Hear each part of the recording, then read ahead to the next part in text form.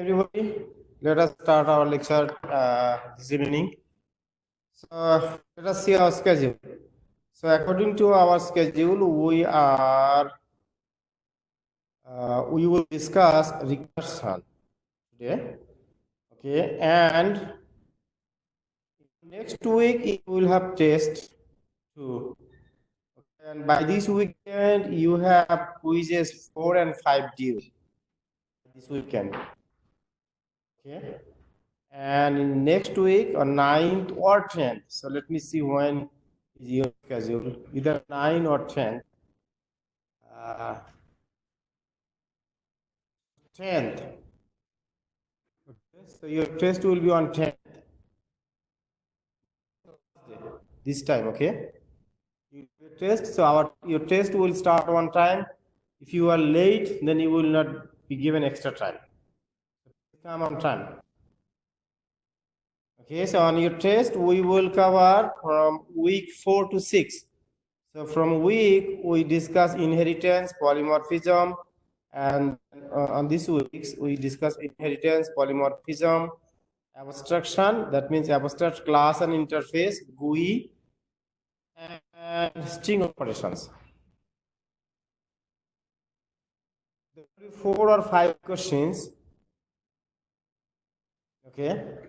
So please review previous lectures and make sure that you understand polymorphic concept, like whether I discuss say dog, animal A1 equal to new dog. Okay, like dog D1 equal to new animal. This kind of expression you need to be clear. And okay, so from test 2 and afterward, you are no longer allowed to write pseudocode. You have to write actual code either in your language, either Java or, because we noticed that sometimes when you wrote pseudocode, sometimes it's vague, is incomplete. Still, we give point. Okay, but when you write your program code, we will consider minor mistakes. Definitely. Okay, we want to see that whether you understand the concept, basic concept. If you miss parentheses, then fine. Okay, but intentionally do not miss. If you miss parentheses, if you miss semicolon, comma, we will ignore this. Okay, and when you read your questions, please read the questions clearly, understand it clearly, so that you just write whatever it is asked. More than that. Some people wrote entire algorithm for in our test 1. There is a question about insertion sort. You are asked to write only the answer after each phase, like 25, 30, 75, like this. Some people wrote whole algorithm. Okay, please review our lecture materials that we discuss, watch the video and practice. In test 2 and afterward, you will no longer be allowed to write pseudocode. You have to write actual code. By this time, you should be familiar with writing code. If you write code, then you should be able to write. Okay, and then in our next lecture, by the weekend, we will post a study guide and one of the study guide and previous lecture videos. And in next lecture, we can review whatever questions you do have for test. Okay, anyone any questions so far?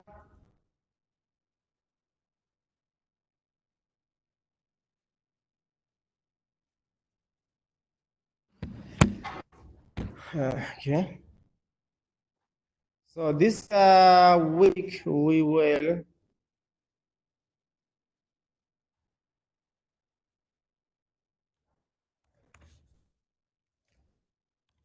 discuss what is called an interesting topic. We will discuss recursion.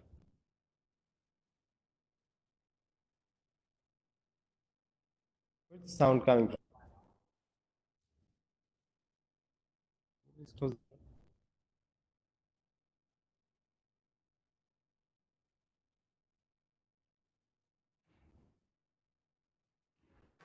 Okay, if there is an extra slide, function stack.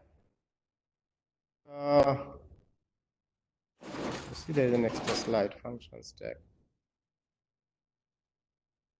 Better if you review it, so before we start recursion, because it is related to recursion. So one thing that if you, I think, if you understand what happens when you call a method, how parameters are passed.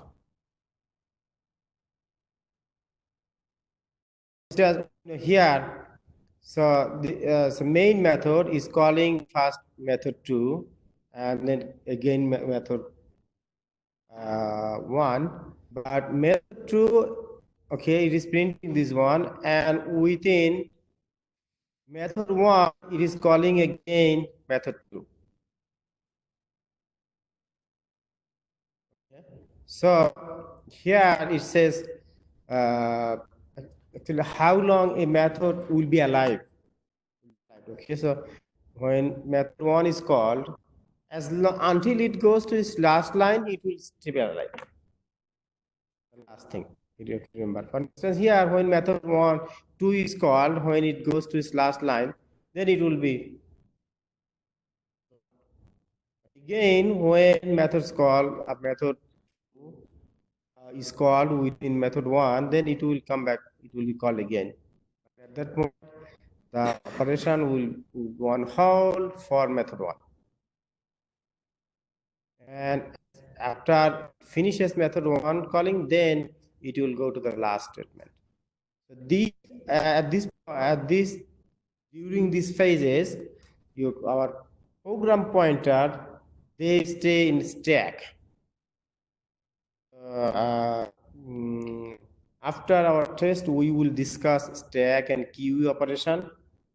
So then at this point, maybe I am more familiar, but there are few slides, extra slides. So if you are not clear about this method call, I think you should be familiar with this in your 1321 course. Still, if you are not familiar with this, so then please go ahead on this and then see the output. Better if you can run this or trace the program, then you will be able to understand this. It says that one program, it says how it is called, and then one program. This.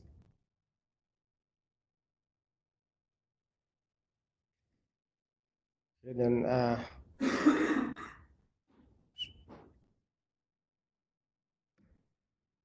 know how to trace a program, how to debug a program on like Eclipse. Put a breakpointer anywhere, then go one by one, one by one.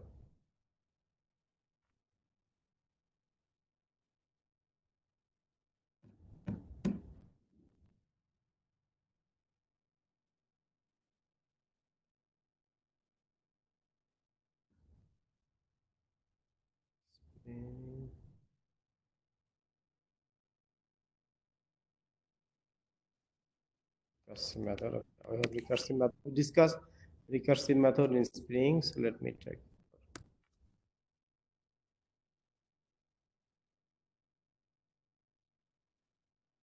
Okay. Okay, recursive method is very an interesting program construct.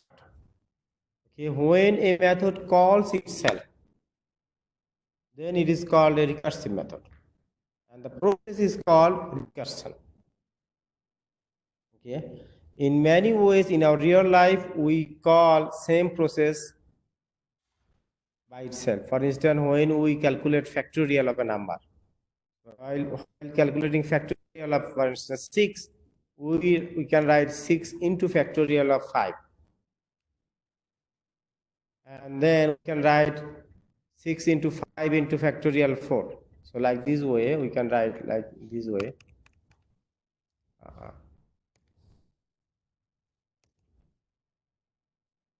Also 6 into 5 factorial, like this way. And 5 factorial will be 6 into 5 into 4 into factorial of 3, something. Or 5 into factorial of 4, something like this. So a recursion process is just calling a process by itself.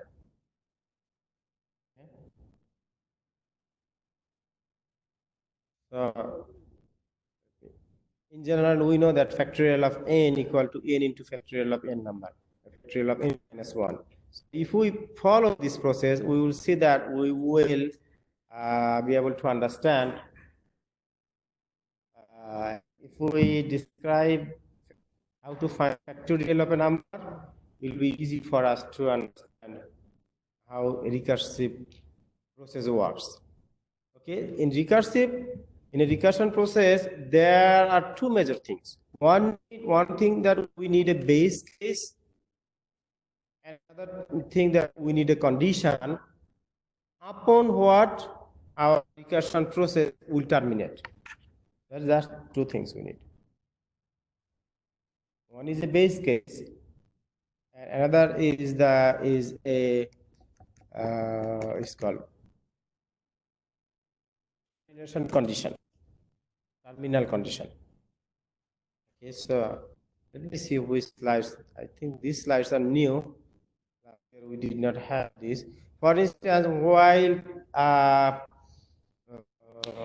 finding factorial of a number, okay, what is the base case that we can say? Base case is the case where we will, for instance, we will stop.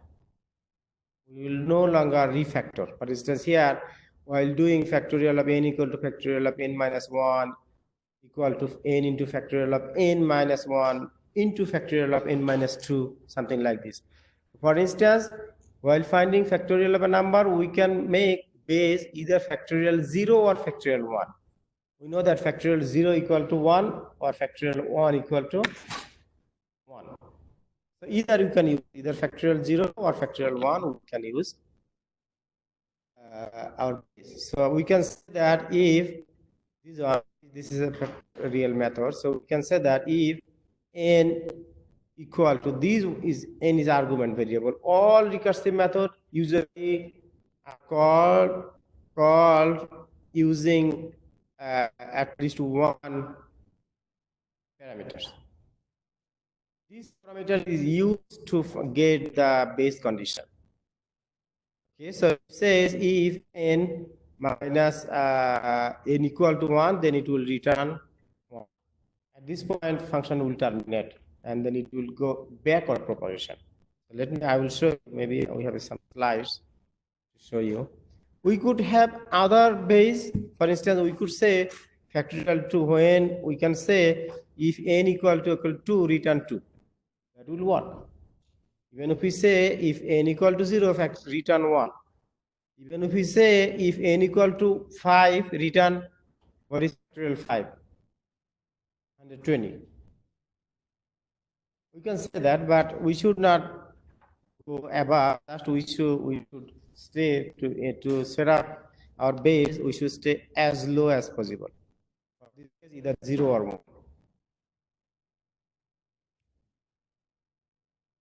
Okay, so this is our condition. So this is our base. Okay, and after that, what it will do, you see that very is simple. It will return n into factorial of n minus 1. So what is doing over here? So factorial, this method is calling itself, but with the condition that these will at some point make our terminal condition, reach our base. So at some point, every time we are calling factorial of n minus 1, that means we are decreasing n. So at some point, if we start with 5, then the first call, it will call 5 into factorial 4, 5 minus 1. Then again, it will make 5 into 4 into factorial 3. At some point, it will go 1, n equal to 1. So then when it says factorial 1, then it will not go further, it will go backward, come backward. And then at this point, so since we have condition n equal to 1, at this point it will return a value. So these, while doing a factorial this kind of operation, as I showed you the previous lecture, previous video, that it calls stack, and this value are put on a stack, and we know that stack is a LIFO, last in first out type memory reservoir. So we can, for instance, let me show you. For instance, in this program, so this function stack means where the function's arguments are located, are stored. For instance, in case we want to use factorial 4, okay, then what will happen? At the bottom of this stack, we know in our after our test we will discuss about stack, how to implement stack. Okay, but in this case, compiler will automatically use stack. Compiler itself will use stack. We don't need to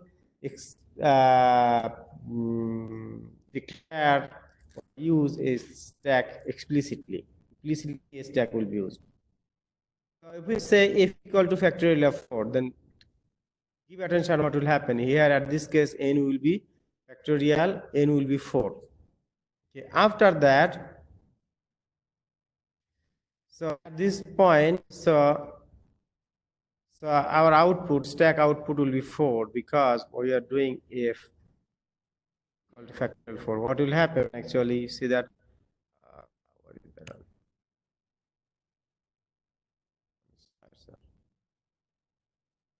Okay, so this is a small arrow, red arrow. This arrow is showing where the program control will flow. If n equal to 1, then it will return. But since n equal to 4, it will not return, but it will go to this point. Okay, the else body. Okay, else body, what it will do, it will create, it will call, result will be here, result will store 4 into factorial of 3. Since our argument will be decreased here by 1. Then after that,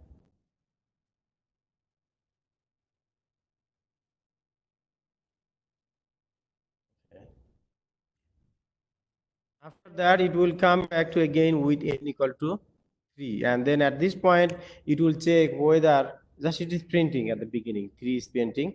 And then at this point, it will check whether n equal to 1 or not. It's not 1 yet, right? N equal to 3. So then it will go to the else block. And you see that how stack is growing. Stack is going, it is here, and then stack is growing 1 by 1. So let me show you in every step, in next step where n equal to 1. Okay, at this point n equal to 1, printing 1, then it will come to if block, yes, equal to 1, right, at this point. So then it will return 1. So give attention, let us see what happens at this point. If at this point, it returns 1. So then it returns 1, that means on stack, we will have only value 1. Not the string return 1, okay. At this point, we will have value 1 on the stack. So now it will do back propagation. So then this one will be returned. So what will be returned for this one? It will return, this one will be placed in on place. This one will replace factorial of 1. Next step, this one will return. At this point, it will return 2 times 1 equal to 2. So in the next step, it will return results. So then it will delete this one, stack will be empty, and it will return. So let me show you previous one. So we have already 2 return, and 3 will come here. 3 is already there, so 2 times 3, we will get 2 times 3, 6 over here. And after the next phase, you see that this 6 will be returned to what? To the next statement. So 6 will come here, so result will be 24, and then by this way, so 24, next step 24 will be returned. And then this 24 will go in place of, next step it will go in place of factorial 4. So this is way the cell like forward and backward propagation of stack state, how a factorial or a recursive function works. But when we run our program, we will not be able to see these stack operations.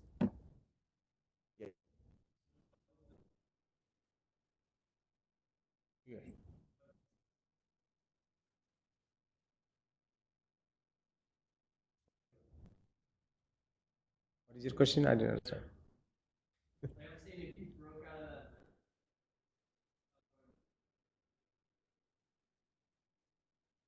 Let me show you with the live program, then we will discuss. So that's it. Actually, stack this.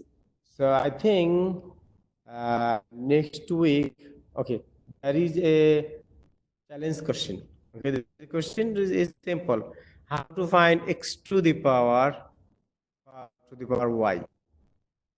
Okay, x and y all will not be given upfront, not hard coded. You have to write a factorial program. How to find?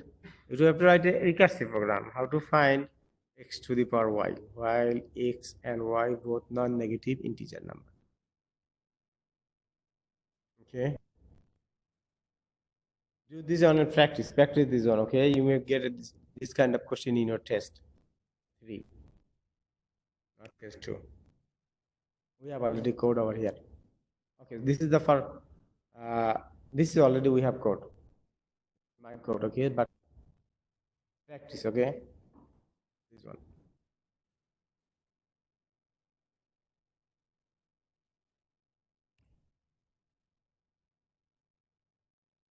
For instance, 5 to the power 3 is 125. 5 times 5 times 5.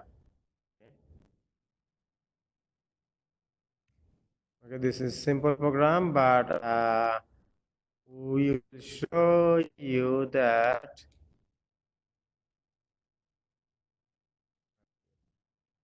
Okay, this is another good program. Okay, I will come back here in the last, on this last screen. Remember that I will come back here later.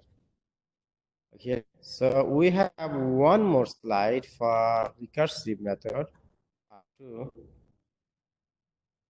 Maybe that was my slide.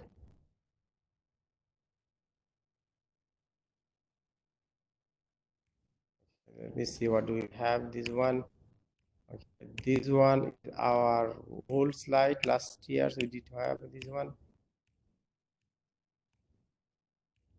Okay, those are just the last slide, last year, next slide. Okay, we will go through this. So let us go to a live program.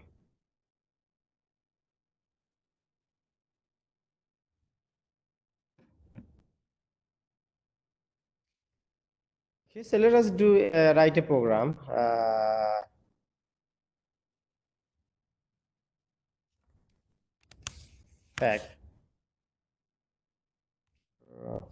Real demo example 1. So this is my class name. I put factorial demo example 1 main method. Okay, so let's write a method. Okay, what is the method? Let's call public static void something. Okay.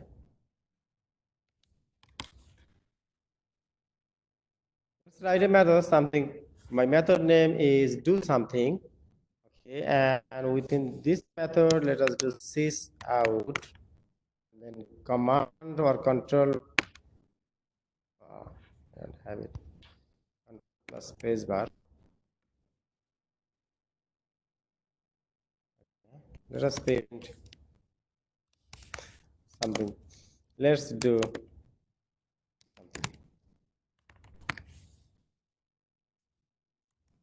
Okay? This is our method we want to do. Okay, this is a very simple method. Now what happens if I call this method? Usually what we do, that we define a method, we declare and call this method to with the main method or another method. So if I run this program,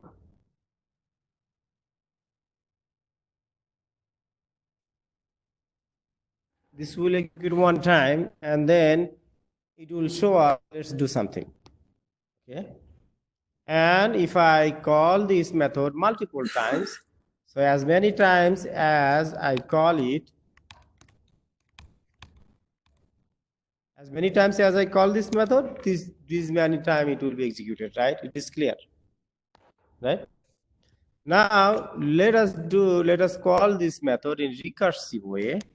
For instance, if this method is called within it by itself.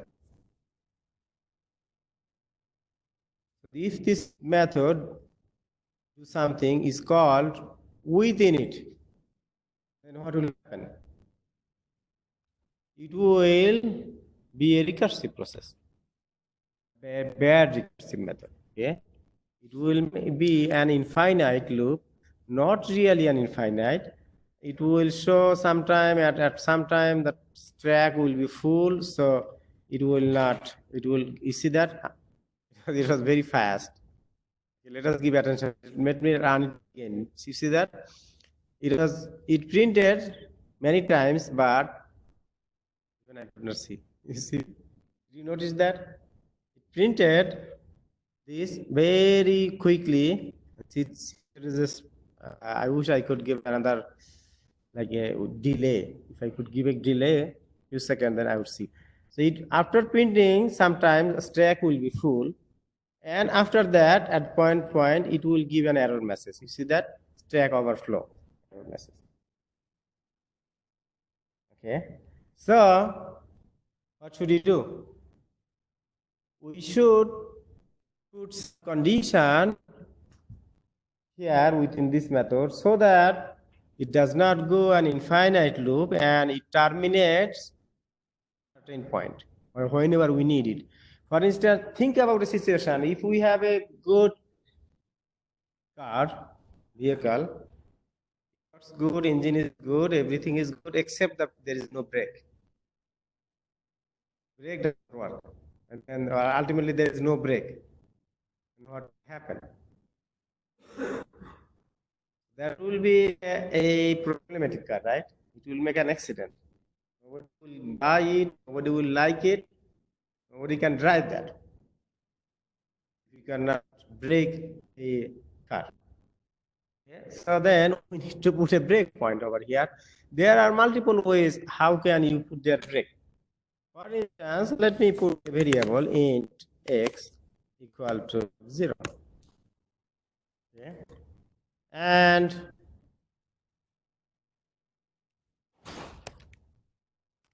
okay, x is equal to 0. And say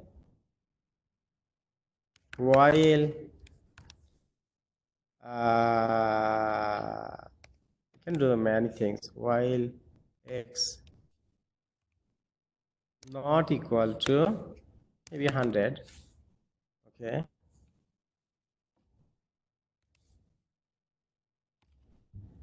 do something, and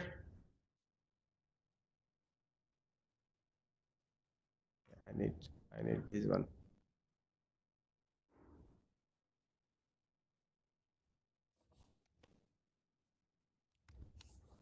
Plus plus. Okay. This one.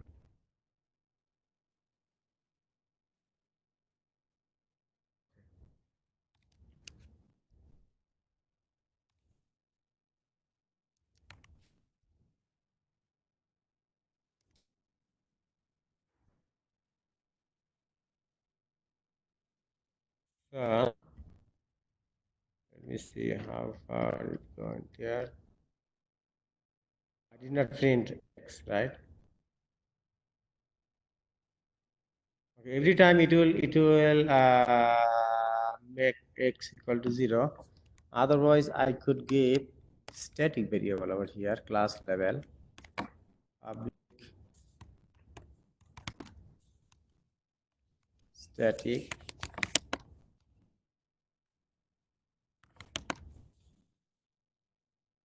Okay.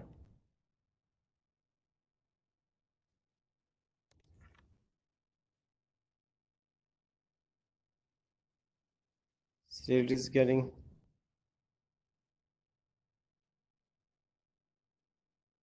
Okay. Or for instance, I can give a for loop or something to terminate at some point. Okay. So this, for somehow we need to give a condition, other so that it does not go to an infinite loop or it does not overflow our stack. Okay. That is the concept of factorial method. So let us do a factorial of a recursive factorial.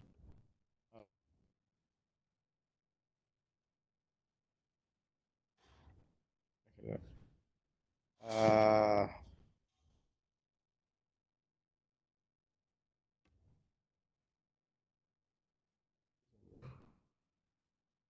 okay. For instance, if we want to make a factorial of a number, if we want to find factorial of a number, so then there are multiple ways to find a factorial of a number. We can use a for loop.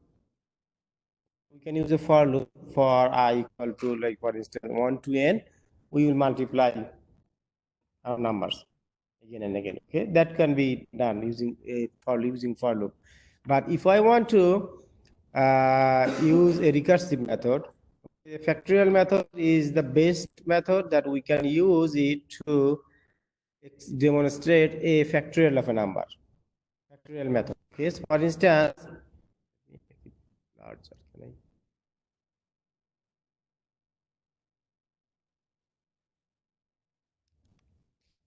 How can I make large font? Oh, okay, that's good.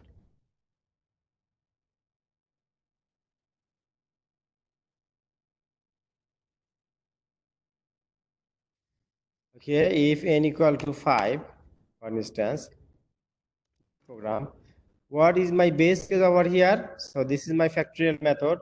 What is my base case over here? Base case, this is my base case, n equal to 1.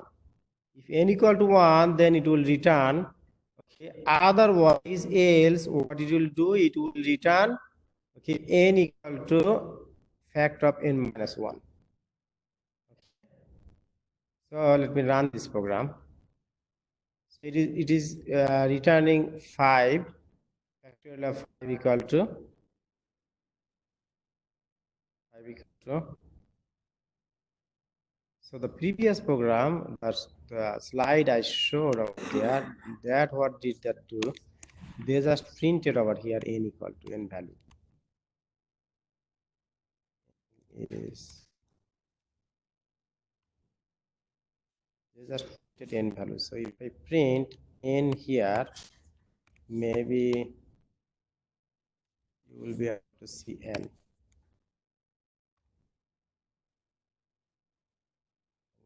You will be able to see.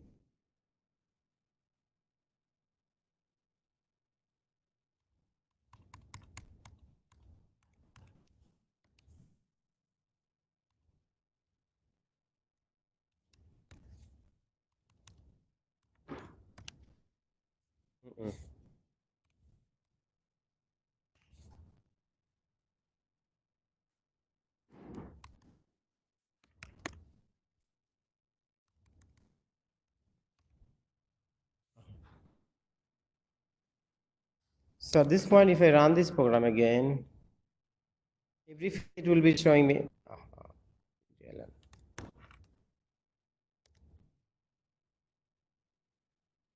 It will be showing by n value. This is the how n value is decreasing. Here in this case, we have our base case n equal to 1, but we can write base case a different way. For instance, we can say if n equal to 0, that means we know that factorial 0 equal to 1, right? Still it will give us same result.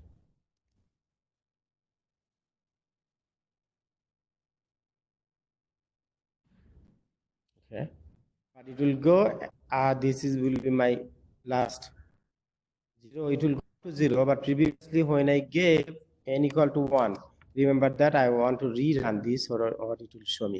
It will show me until n equal to 1. N equal to 1. Okay, so even here, in this case, we can make a different base. For instance, if we say base equal to, if we say 3, and then if n equal to 3, we have to give value, what value we should give here? Please help me. Yes, we need to give 6 over here, right? For instance, if n equal to, if I say want to say base equal to 5, then what value I need to return? 120, right? We know that factorial of 5 equal to 120. So in this case, let us make a larger factorial number, 10 maybe. In this case, it will run.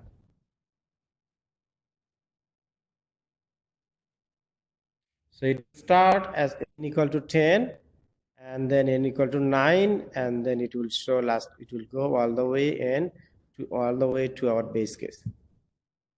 Right? This is how, if the factorial process works in recursive way. Anyone has any questions so far? If you watch our lecture video in previous section, then we have more detailed video on my YouTube channel. What is that one?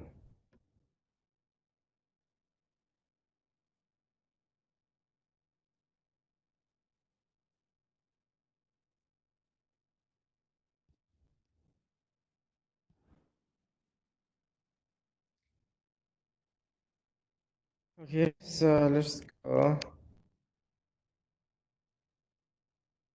Let's do another program.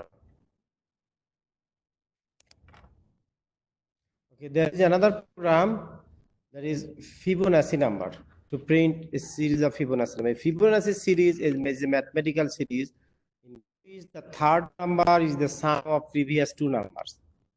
Some people argue that Fibonacci series starts with 0, and some mathematicians argue that Fibonacci numbers start with 1. But in this case, we are starting from 1. So the 1, and then second number is 1. The third number will be 1 plus 1, 2. And the next number will be 2 plus 1, 3. And the next number will be 3 plus 2, 5. And the next number will be 5 plus 3, 8. And the next number will be 8 plus 13. And the next number will be 13 plus 8, 21, and so forth. So in this program, it is a Fibonacci, it will display Fibonacci series. What it do,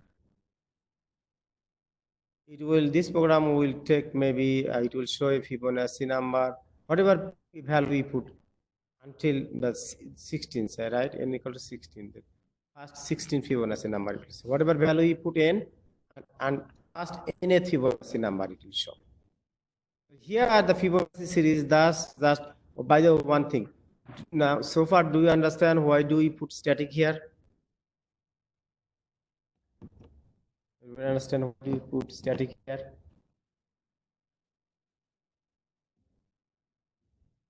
Okay. Yes. We use static over here so that we can call this method within another method without creating an object. What is class over here? If we really need to create an object in order to access this method, what is the class here? What is the class over here? Yes, this is my class. Fibonacci, right? You see that main method is built in a static, so that we can call method directly. Usually, it is in object-oriented programming fashion. It is required that a method will be called a class instance, class member. A class member will be called, okay, and a member of an instance will be called, or a method will be called by its classes an object, and by object by with the object dot with dot operator, by the object with dot operator. But if we use static, then we can directly call this method. For instance, while doing our Fibonacci program or factorial program, we made it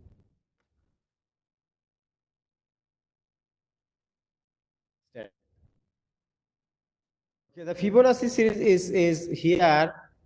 We will start, for instance, this is my base. If base equal to 2, then we will, sorry, n is less than 2. So here, instead of n is less than 2, we can write multiple way. We can write if, what other way? N is less or equal to 1. Same thing, less integer number less than 2, it is something n is less or equal to 1. We will return 1. Otherwise, what will happen? What will be happen? Here it is, we are making Fibonacci. We are calling Fibonacci n minus 2. This is the third number. Okay. So here n minus 2, if n equal to 2, for instance, when then we will get Fibonacci n minus means 0 minus 0. Fibo 0, 0 means Fibo 0 equal to 1. So now we mention over here even Fibonacci 0 equal to 1 and Fibonacci 1 equal to 1. So the first value we put 1 intentionally. And recursion process will start from the next one.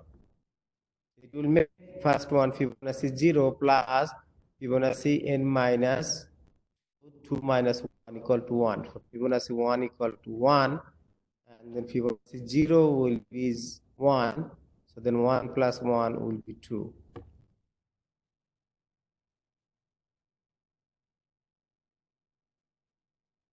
So if we use recursive method, then it is very simple to design a Fibonacci series. Otherwise, if you use non-recursive method, it is doable using non-recursive method. Then in that case, you have to solve.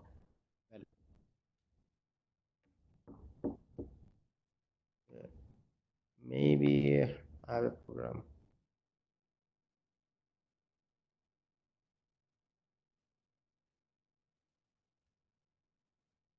Okay, and string reverse. Okay. Okay, now at this point we got character at this string operation method. We can use, for instance, this program that using recursive way, we want to reverse a string. For instance, this one, our string is initial string is hello. If we run this program, it will print hello is in reverse order. Even if I space put hello world, then if I run this program, it will show me in reverse order again. Hello world will be showing like this way. So how do we do this? So here we see that if base case string is null, okay, or string dot length is less or equal to 1, then it will return our string. What happens? This one maybe someone may ask to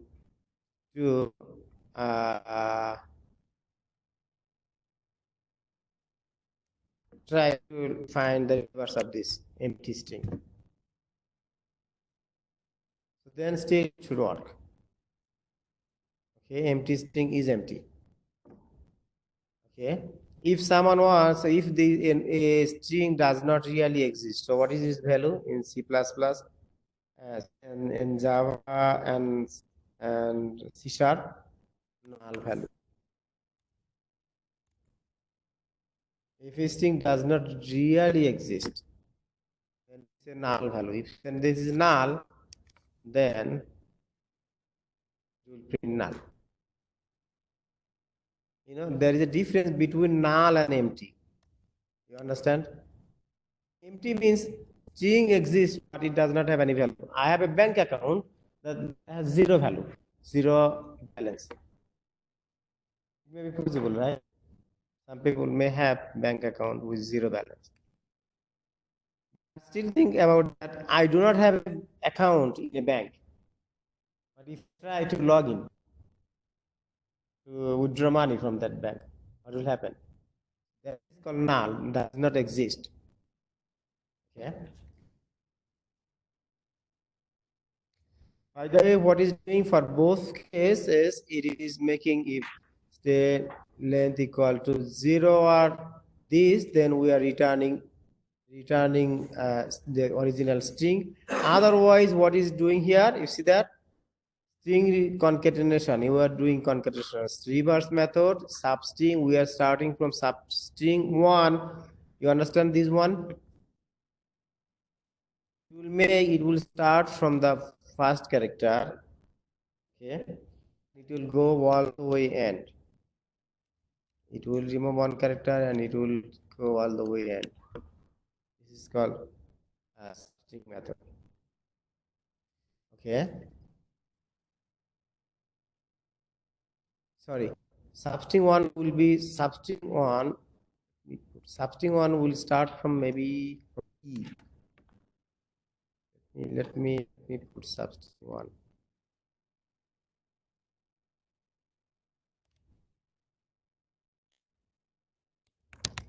So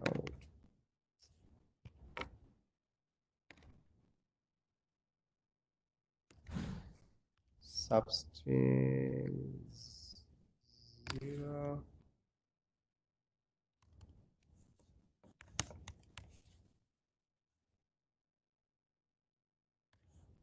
So hello substring 0.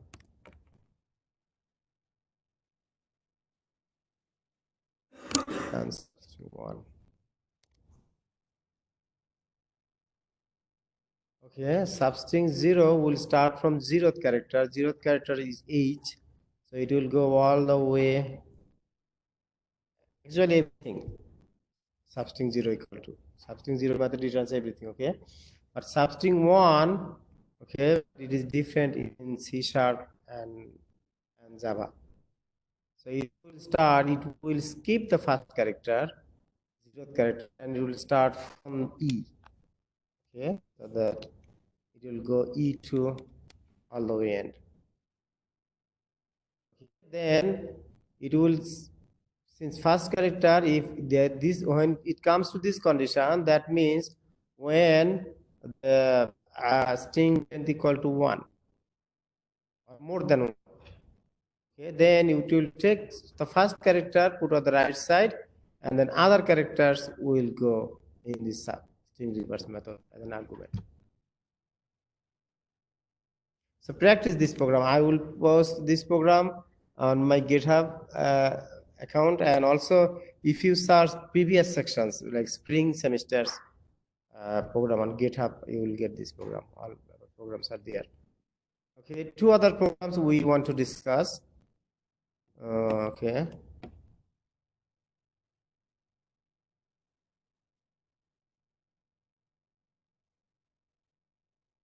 Okay, this one.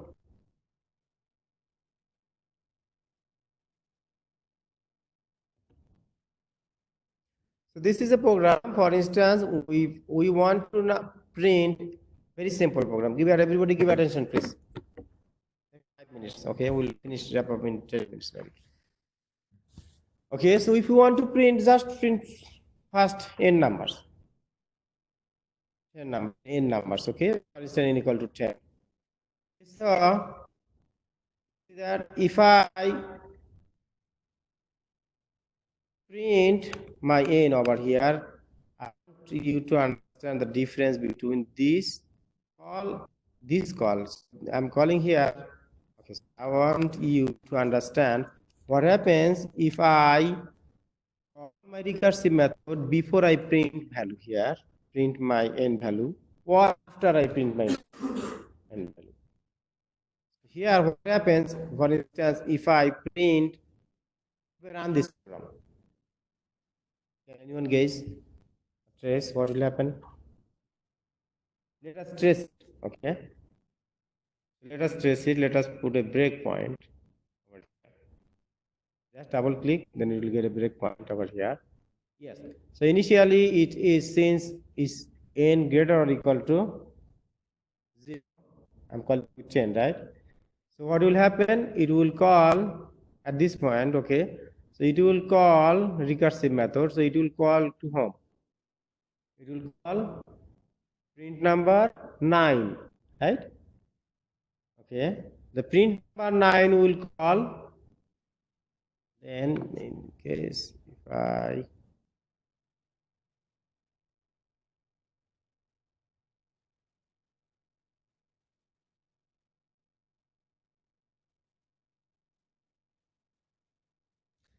recall, if you recall the stack operation over here, so the print number 10 will call pin number 9. So 10 will come here. Pin number 10 will here. Okay. So next stack will grow, right? And pin number 9 will be called here. And this stack will still growing. Okay. We have not printed again yet. Until it goes to this one, until this method, print number method, goes to the base case, it will not be going to this one. Okay. So like this way it will go until n equal to 0. Then it will do back propagation. Then it will be printing what? It will be printing 1, 2, 3, 4, 5, 6, something like this. Okay, so let us trace this program.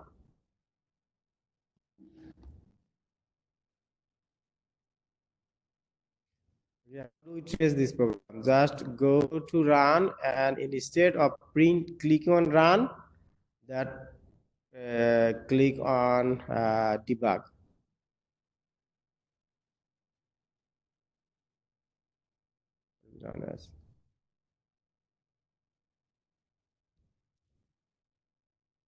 So it is asking me to run in a debug perspective.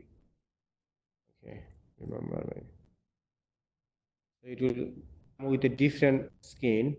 Okay, you see that it is halt over here. Okay. So now if I run it again, like debug step into, there are some, you see the debug process, there are some step into, step over, step return, run to line. See, there are some symbols. Step into, if I say step into, then it will go to the next method, all the inner methods. So there is like two string is method call. Actually, I could, I'm sorry.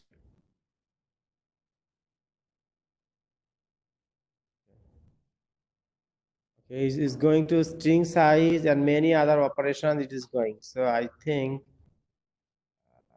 I go to step into, it will be going to the string size and all other library methods it will show.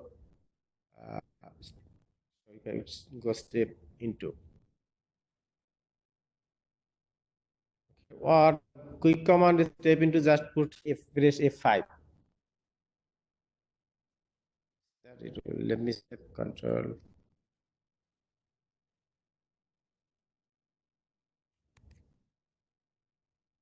F5. If I press F5, then it will be going all the way. You see that all the way, all library functions are called. So I don't want to go step into, but I want to go step over. It will go back propagation. Step over.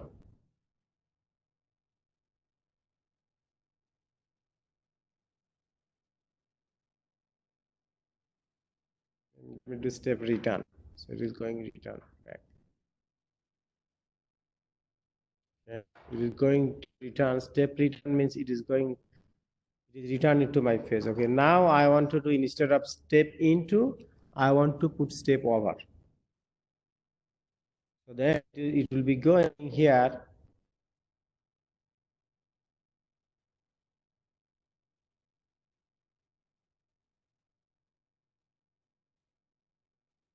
Now at this point, if it comes here, okay, maybe I should run it again. Let me terminate it.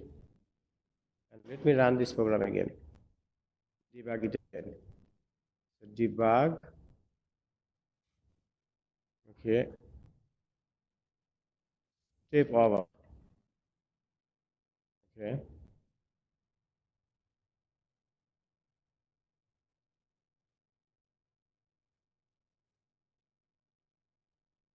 What is that supporting?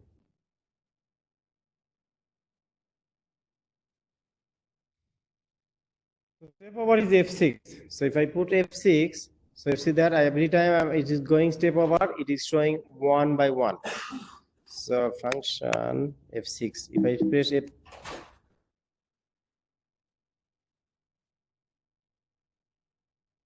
F6, then you see after it goes back and forth and it is printing our numbers. Okay. It is printing our numbers in squared. 1 to n squared. 1 squared, 2 squared, 3 squared, 4 squared, like this way. Okay, but if I run this program, just same program, if I run this program, you see that, remember this output by this way. This way. What will happen? What will be our output? Our output will be in reverse order. This is called, we say ascending order, right? And this will be, if I print fast, then it will be in descending order. So that is running descending order. And then again, if I run this way, if I run this way, then it will be printing in ascending order. Okay, so if I print fast, then if I print fast, it will come in descending order, and if I print last, then it will be in ascending order. When I was a young student in our country, we were taught English is not our native language. So we were taught that how do we remember ascending and descending? Let me tell you. We remember this way: A for ascending. Okay. So when you write A, you see you started from small. Let us write small to larger. So we remember this way. So for ascending, it will start from smaller number and it will go to the larger number. Okay, I mentioned that there was a problem like this kind in our one of the previous semesters, and still some of our students did mistake. We asked them to write our program in ascending order, they put descending. They said, oh, they didn't understand what is ascending or what is descending. If you understand, then good. Otherwise, you can remember this way. This is ascending, starting from small and bigger, making bigger, larger.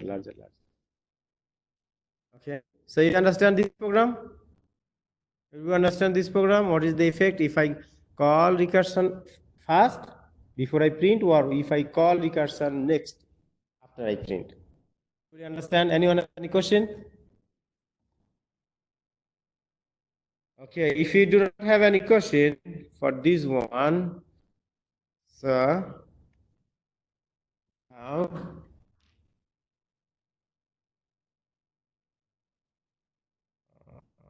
okay, let us go to the last slide. This one. Have a look. Are you familiar with this slide? Do you understand what is happening? So which one is ascending and which one is descending? What happen if I run this program?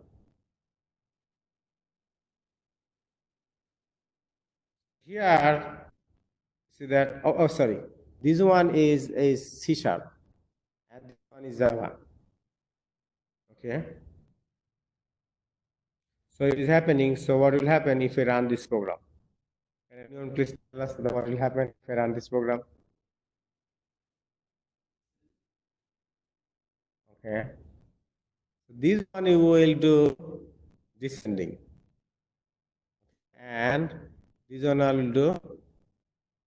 So starting descending, starting from if I go back to our program, means this program is this. If I do both. Okay. Then this one will go starting from 10 squared, 100, starting from 10 squares to 9 squared. It will go all the way end up to 0, then it will start again from 0 to 100. So it will start in both ways, starting from 100 and then 100 is 10 squared. 10 squared, then after 9 squared, then 8 squared until it is going to 0. And then remember there 0 is printing twice. Why? For one, this one is ending at 0. And after that, this one is starting from 0. Okay. Then it is starting again from 0 to 100. Anyone has any questions so far? So the slide was like something like this, simple. This slide was simple. If just put n instead of n squared. Okay, slide was like this. Slide was like this.